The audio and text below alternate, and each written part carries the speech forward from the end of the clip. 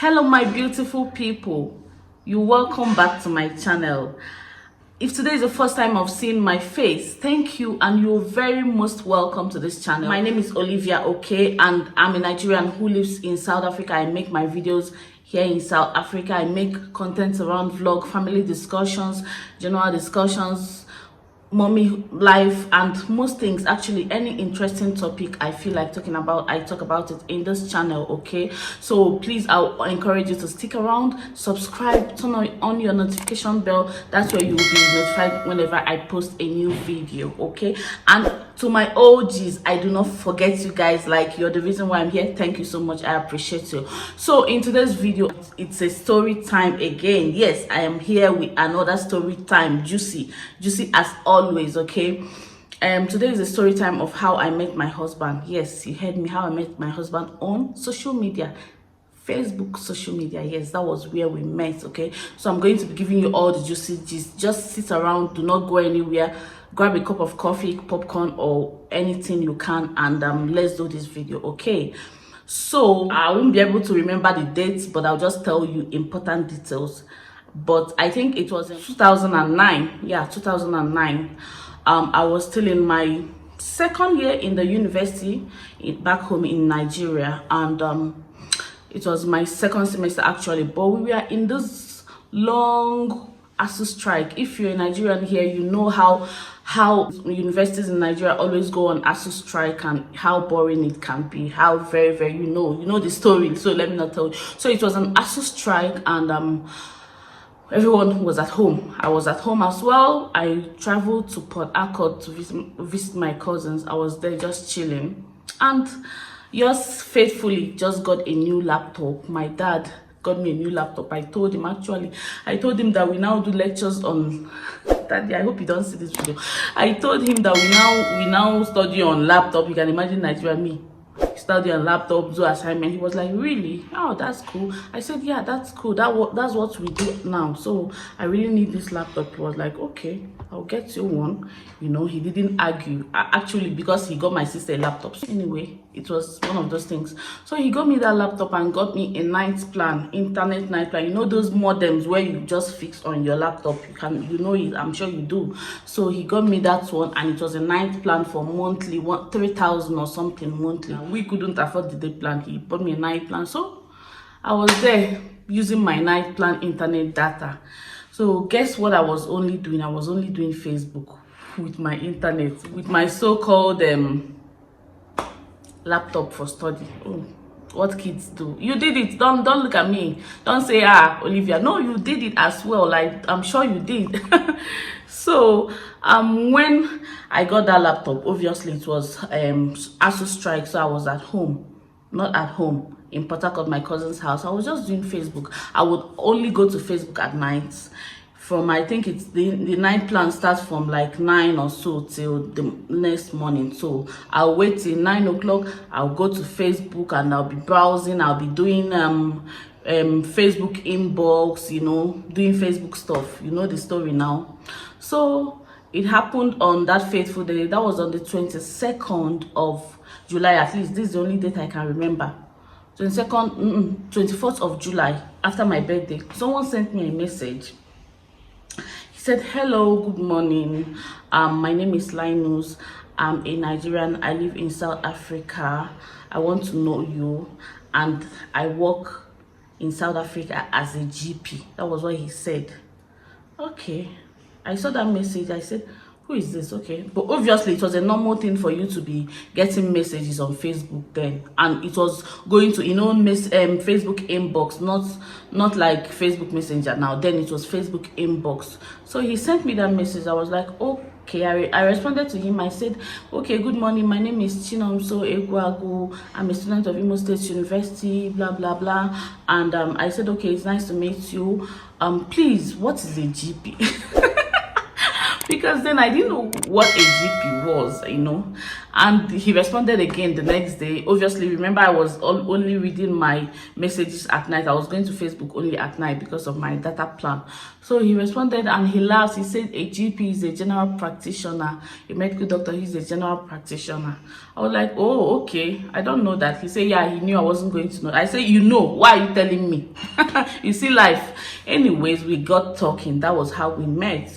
That was how we started talking. At least, you know, we were exchanging Facebook Messenger. At the point we exchanged phone numbers, he started calling me. So I didn't know that he knows my cousin. My cousin also, that is a medical practitioner in South Africa here.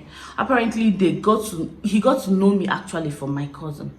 My cousin was browsing to Facebook and was like, oh, my younger cousins are all grown now. He was like, who is that? He said, look at this small girl. The last time I saw her, she was like maybe very little.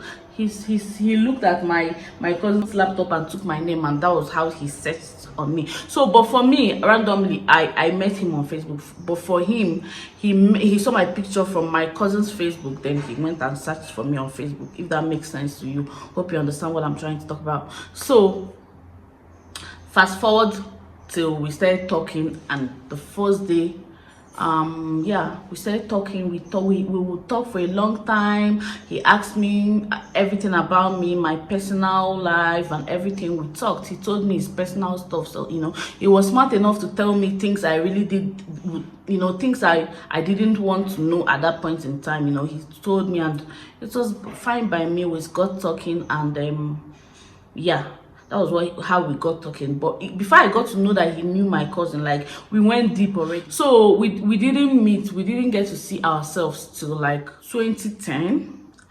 That was 29 when we met. 2010 he came back to Nigeria. Okay, he told me that he was coming back to Nigeria, that he would like to meet me and all that good stuff. Okay, so I was like, okay, fine. So he came back. His mom was doing Ezine. Like, if you're a Catholic, you know, when they want to like honor an old woman with the Ezine title. So his mom was doing that Ezine title. He came back and I went to Owerri to see him.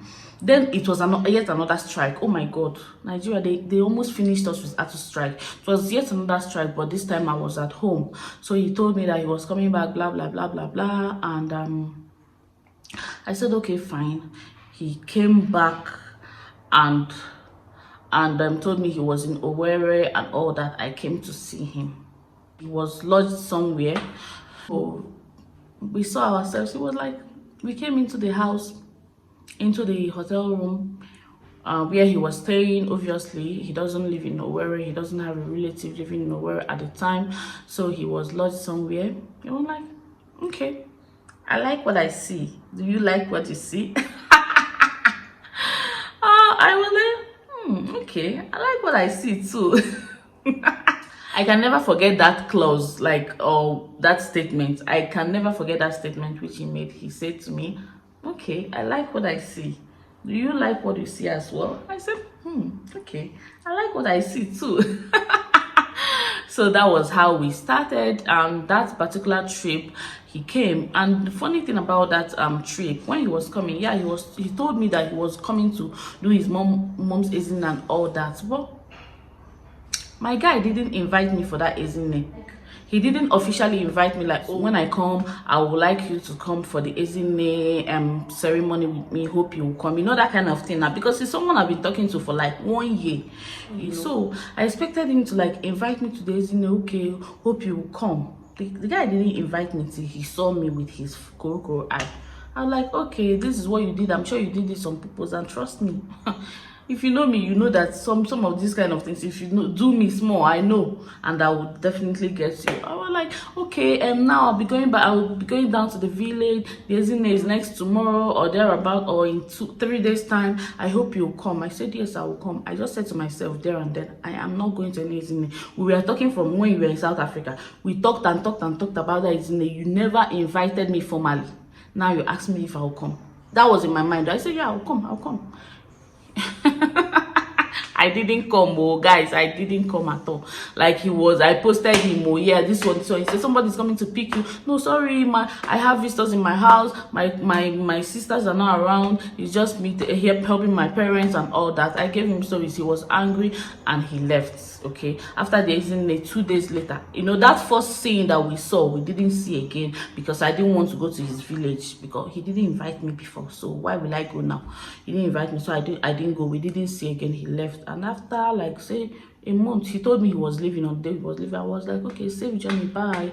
He was angry, obviously, and I did it on purpose. And I was also like, I wasn't so pleased for the fact that you didn't invite me, and when you now see me, you now want to invite me. No, it doesn't work that way. So after 2 months or thereabout, he started calling me regularly again. We started talking. Then he started talking about marriage. A lot of challenges also was, or hurdles, we had to pass those ones. And yeah, not the noise, it's the grass cutting machine or something, very annoying. Anyway, so there's something that stood out for me on the day he met. I had an impression also about him because we spent the whole day together. Okay, on that very day we met, when he came to where when you see somebody for the first time, you definitely build a first impression about the person. Like, okay, how is this guy going to be? Is he strict? Remember, I was only talking with him on the phone. I hadn't met him before. So I built an impression about him on the first day we met. So immediately we met, he was like, okay, we talked, and he was like, he wants to eat, he's hungry. I said, okay, fine. As a young girl now in Nigeria, if you can remember, if you want to eat, you want to go to Mr. Biggs or Mr. Fan's, Chicken Licking, those kind of not Chicken Licking. Do we have Chicken Licking in Nigeria? Not like, fast food now. So he said, okay, that was what I had in mind. Okay, there's Mr. Biggs, and that's why he said, no, he's not eating Mr. Biggs. So I was like, seriously? Yeah, he said he's not eating Mr. Biggs. That he wants like real local food. I was like, hey, this kind of man. And wow. I said, okay, fine. When kids want to tell you, okay, fine. He said now that he just wants to go to a local buka to eat. Hey, and wow, that he wants to eat like vegetable soup, all those kind of native soups.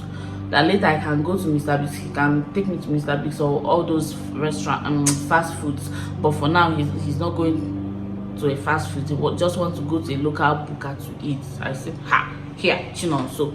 I was like, okay, whatever, let's go. I said in my mind, this guy is like, you're very autocratic or authoritative. I'll see now, but that was my first impression. That was the very first impression I had about him. I saw him like someone that was so opinionated and he really wants you to do what he wants to do, but that's not the case with my husband presently. Like, honestly, that's not the case for him.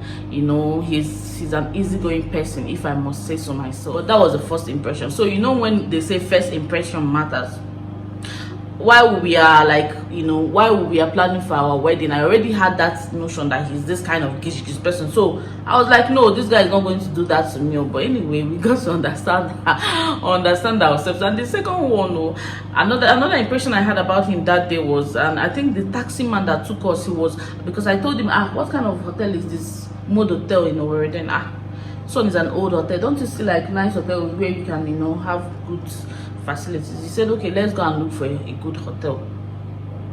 So we are driving around Owerri. We drove around a lot, and the taxi man told him, Oga is I don't know how much he told him. It was some ridiculous amount. Maybe the taxi man overheard that maybe he came back from South Africa while we are talking, and the man raised the price for him. He was like, see, you can't do that to me. Like, I know I'm a Nigerian guy, you'll forget to. And like, he put the taxi man in his place. I think, yeah, this kind of man, all the way, But that was the two first impressions I had about him. But those impressions aren't really how he is. So sometimes first impressions are not really what the person seems to be. That's what I just want to put across to you guys right now. So those are my first impressions about him when we met. And that was how it started. We kept talking. We decided that we were going to get married. Like I told you, we had hurdles to pass. He's a Catholic and I'm a Pentecostal, and we had that disagreement also, but we reached a compromise, and we got married eventually in 2011 December. So here we are right now. So that's how I met my husband on Facebook, though he met me on Facebook from my cousin, but I met him on Facebook as him, because my cousin never told me, oh, somebody is going to meet me, is going to call you or chat you. Obviously, according to my husband, my cousin didn't even know that he went ahead to, you know, search for me on Facebook. It was when we started talking for a while that he now told my cousin, oh, that's your sister, that's your little cousin you told me about, though.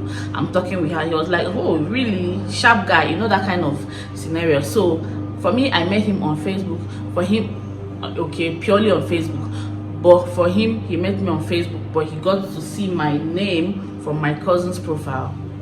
Then he connected with me. So yeah, that's my story. I hope you enjoyed this story time with me of how I met my darling husband. If you like this video, please like this video, subscribe, share, and subscribe if you're not yet subscribed to my channel. Don't do this, don't click out without subscribing. Okay, and when you do, please turn on the bell sign so that whenever I post a video, you'll be the first to watch it. Okay, thank you. Bye bye till I see you again.